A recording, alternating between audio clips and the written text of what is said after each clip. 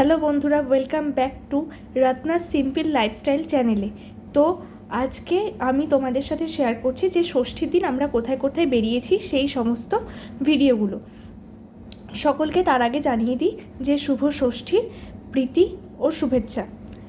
তো ষষ্ঠীর দিন সকালে 11টা নাগাদ আমরা বেরিয়ে পড়েছিলাম কৃষ্ণনগর রাজবাড়ির উদ্দেশ্যে। কৃষ্ণনগর রাজবাড়ির উদ্দেশ্যে বেরিয়ে পড়ার পর আমরা প্রথমে যাই কৃষ্ণনগর রাজবাড়ি, তারপরে যাই বাতকুল্লা ও তাহিরপুর। সেই সমস্ত ঠাকুরগুলো দেখে আমাদের ফিরতে বেশ বেলা হয়ে গেছিলো, প্রায় 4টে সাড়ে 4টে বেজে গেছিলো।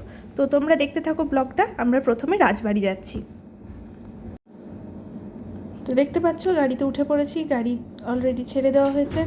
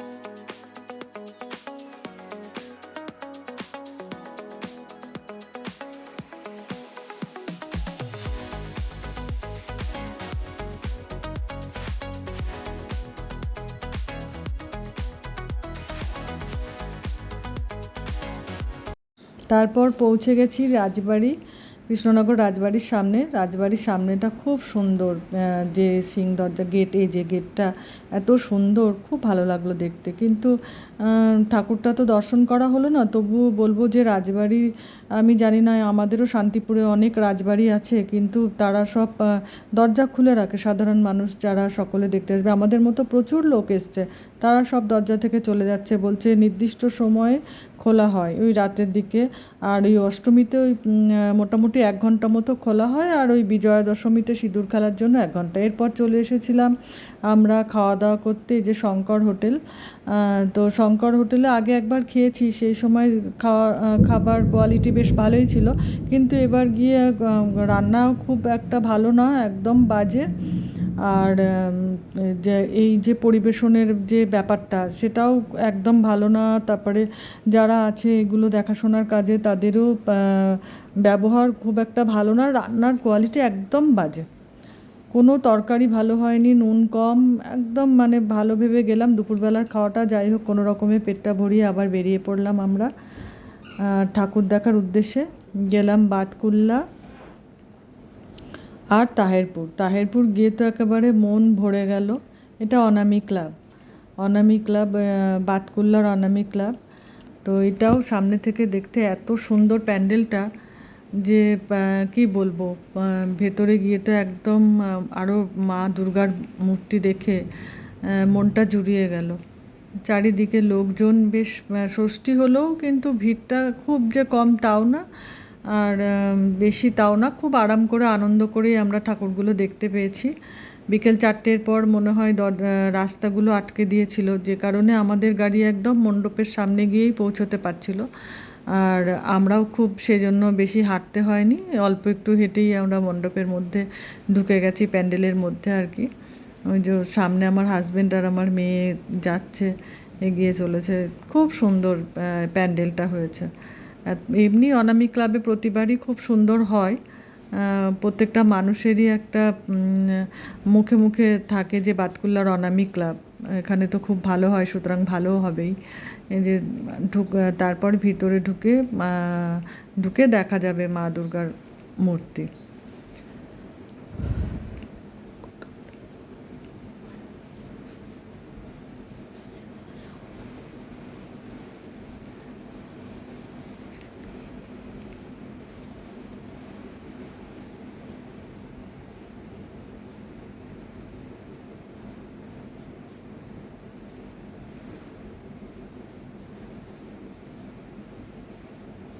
এখানে আর্টের ঠাকুর করেছে, বেশ ভালোই লাগলো, একটু নতুনত্ব।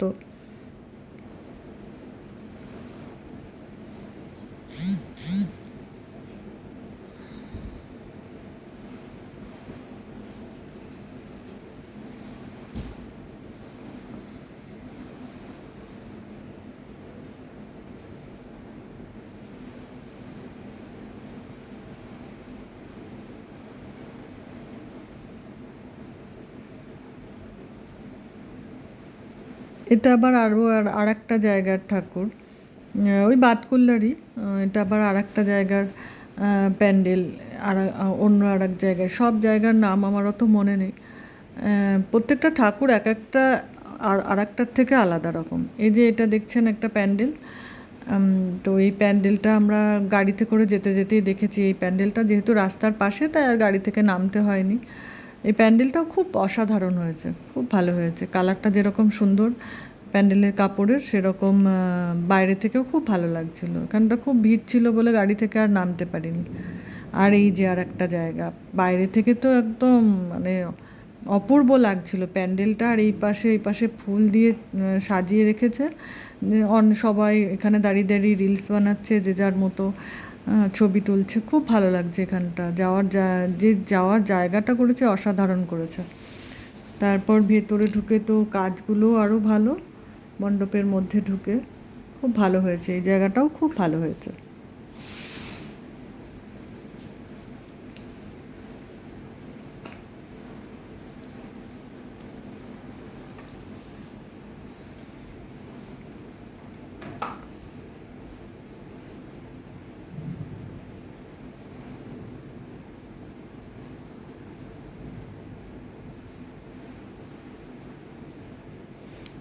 এরপর আবার বেরিয়ে পড়েছি আরও অন্যান্য সমস্ত যা যা আছে ঠাকুরগুলো দেখার জন্য।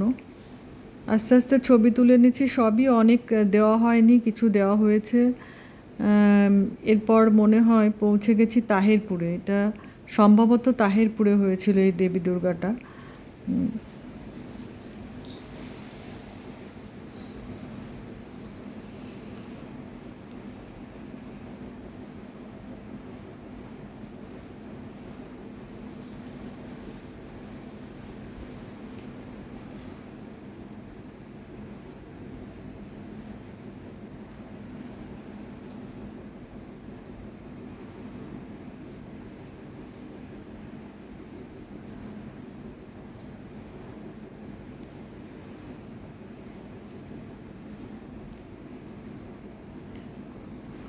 এরপর চলে এসেছি এই যে তাহেরপুরেই আরেকটি প্যান্ডেল দেখতে। এটা হচ্ছে মা বৈষ্ণবীর মন্দির। এত ভালো করেছে, একটা মাঠের একদম শেষের দিকে এই মন্দিরটা করেছে। এখান থেকে যাওয়ার রাস্তা আস্তে আস্তে পাহাড়ের ওপর উঠছে। একদম মা বৈষ্ণবীর মন্দিরটা যেরকম আছে সেই রকমই একটা সৌন্দর্য এখানে আনার চেষ্টা করেছে। তো একদম আস্তে আস্তে আস্তে আস্তে পাহাড়ের ওপরে উঠে যাওয়া, আর ভেতরে গিয়ে একদম গুহার মতো তৈরি করেছে। সেখানে অন্ধকার, আবছা আলো, আর মাঝে মাঝে এক একটা করে ঘর টাইপের করেছে। এই যে গুহার মধ্যে ঢুকে পড়েছি। খুব আলো আছে, আবার আবছা অন্ধকার টাইপেরও আছে, যেরকম মা বৈষ্ণবীর মন্দির আছে সেই ঠিক সেরকম। এবার আলো আর অন্ধকারের মধ্যে একটা অন্যরকম ফিল হচ্ছে। তো এই মাঝে মাঝে যে খোপগুলো আছে, ঘরগুলো ছোট ছোট, তার মধ্যে এক একটা ঠাকুর, দেবদেবীর মূর্তি বা দেবতাদের মূর্তি, যেরকম আছে হচ্ছে যে হনুমানজি, তারপরে শিব ঠাকুর, গণেশ, এরকম নানান ধরনের দেবদেবীর মূর্তি রয়েছে। আর তাদের সামনে একটা করে আলো দিয়ে দিয়েছে। বাকি এইগুলো আলো আর অন্ধকারের একরকম রূপ। এই গুহার মধ্যেও আবার উঁচুতে উঠে যাচ্ছি। উঁচুতে উঠতে উঠতে তারপরে একদম ওপরে গিয়ে মা দুর্গার যে পুজো হয়েছে সেটা। এটা লোকনাথ।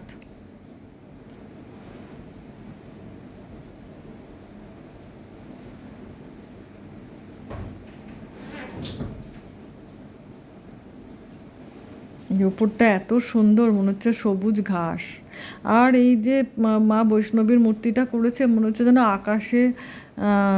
আকাশ ছুঁয়ে গেছে মূর্তিটা। এত ভালো, আমাদেরকে সকলকে যারা দর্শনার্থী তাদেরকে আনন্দ দেওয়ার জন্য যে সমস্ত পরিচালন কমিটি আছেন, তারা এই সমস্ত সারা বছর ধরে প্ল্যান করেন।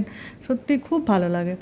আর তারপরে চলে এসেছি তাহেরপুরের। এটা একটা খুব ভালো, সব থেকে ভালো লেগেছে আমার এটা। ওই যে দীঘায় যে জগন্নাথ দেবের মন্দিরটা হয়েছে, সেটারই একদম অরিজিনাল মন্দিরটা এখানে তুলে ধরেছে। এখানে 3টে প্যান্ডেল আছে একসঙ্গে। আশেপাশে মেলা বসেছে। আর এই যে পুরীর জগন্নাথ দেবের মন্দির, এই যে পুরী বলছি, সরি, দীঘার।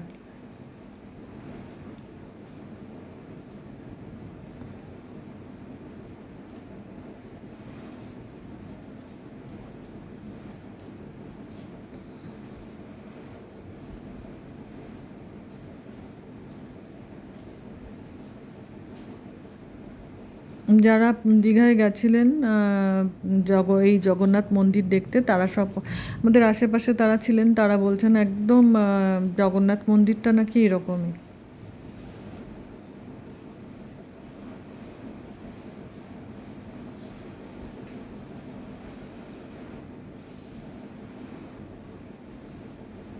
অসাধারণ সত্যি, শিল্পীরা যারা প্যান্ডেলটা তৈরি করেছেন তাদের হাতের কাজ এত সুন্দর, এত নিখুঁত যে বোঝাই যাবে না যে এগুলো মাটি বা শোলা, এই মাটি বলছি, কাপড়, শোলা, বাঁশ এইগুলো দিয়ে তৈরি। এই ঝাড়টা খুব সুন্দর। এখানে লক্ষ্মীনারায়ণের একটা মূর্তি রাখা হয়েছে।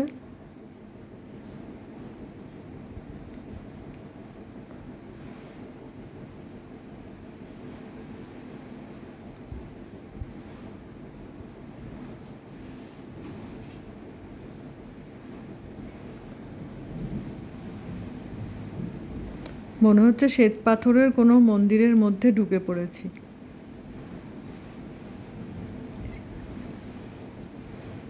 এই যে জগন্নাথ, সুভদ্রা, বলরাম এখানে রয়েছেন।